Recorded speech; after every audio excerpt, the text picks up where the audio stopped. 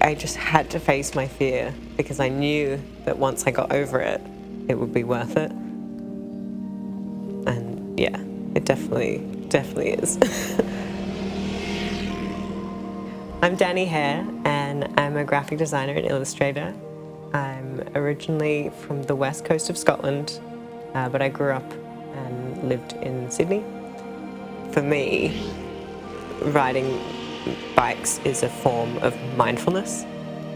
Some people like yoga or journaling, but for me, I think nothing stops my mind from racing than just being on a bike and focusing on what you're doing and focusing on the environment around you and what's going on. I think it stops you thinking about anything else, and that's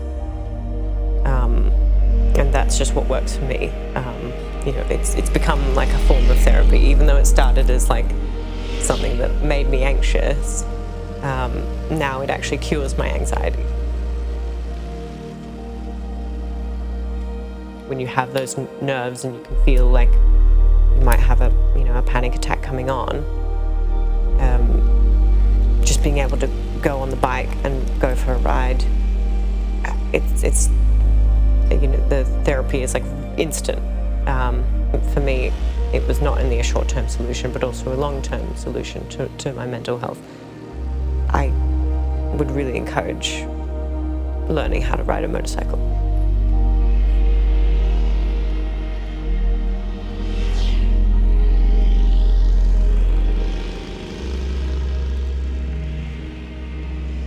And you know what?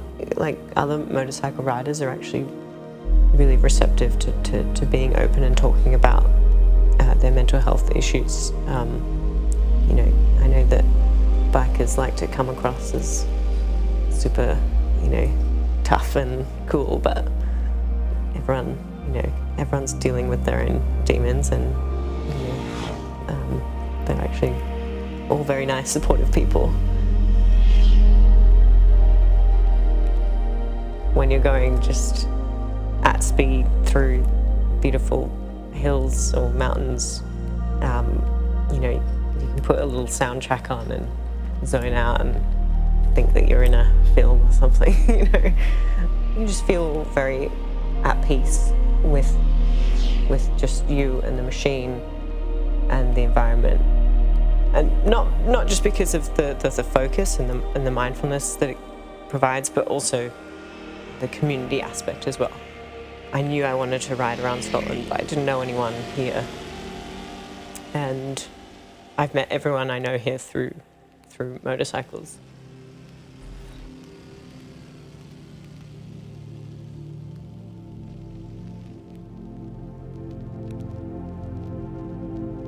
It's a really exciting time to start riding in Scotland and around Edinburgh, especially coming out of the pandemic. A lot of people have gotten their licenses because they want a freedom of movement. To see people come to Edinburgh and not know anyone, and then they get a motorbike and suddenly they have a whole community of friends. That's something really nice, and also having that community everywhere you go. Even though I don't know the riders in Spain, I know that if I go there, I can connect with those people online or through their garages, and they will always, everyone around the world kind of supports each other and wants to make sure that you're safe and that your bike is maintained and that you're going to get to your destination. Hi, I'm Abby. I currently ride a 1978 BMW R65. Hi, I'm Claire. I ride a MT-07. I'm Danny. I ride a Ducati Scrambler, full throttle. Hi, I'm Sal. I ride a Royal Enfield Interceptor 650. Personally, for me, it's definitely one of the best mental escapes you can have, because you're so focused on everything from the feeling of the bike, the elements around you, the scenes, that you just you get lost, and you can really, just check out and feel kind of at peace almost. It's like a meditation. You come off the bike feeling just really like filled with life and endorphins, and you just, I don't know, it gives you this really great boost. I mean, most of the time when we've been out riding together, it's noticeable that when we take our helmets off, you know, whether it's been a day in sunshine or a day in the absolute pouring rain, we're all absolutely buzzing and just, it's amazing how it gives you that feel-good feeling.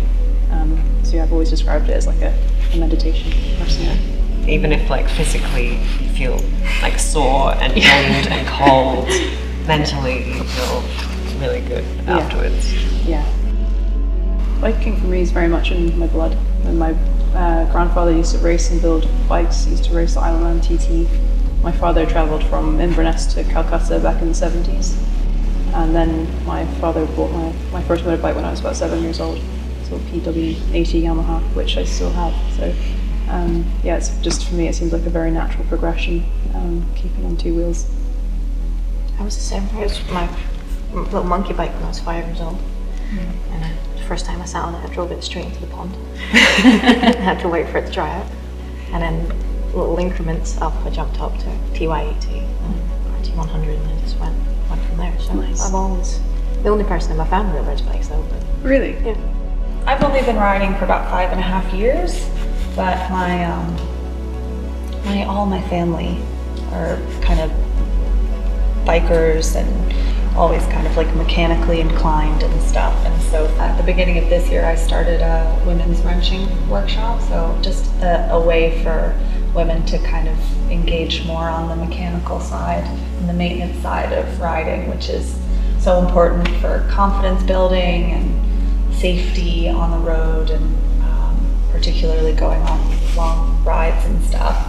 With our work, when we do these riding experiences, we do 1,000 miles around Scotland, and I've had people who are younger folk from maybe their early 20s up till maybe their mid 60s, and a lot of them have said it's one of the best riding experiences, or actually one of the best experiences of their life. So I think it sort of just encapsulates how Scotland offers the dramatic scenes, amazing roads, and we'll refer to it as a biker's paradise. Yeah, it is just really diverse in the landscape. You have a bit of everything here, and a bit of every weather as well.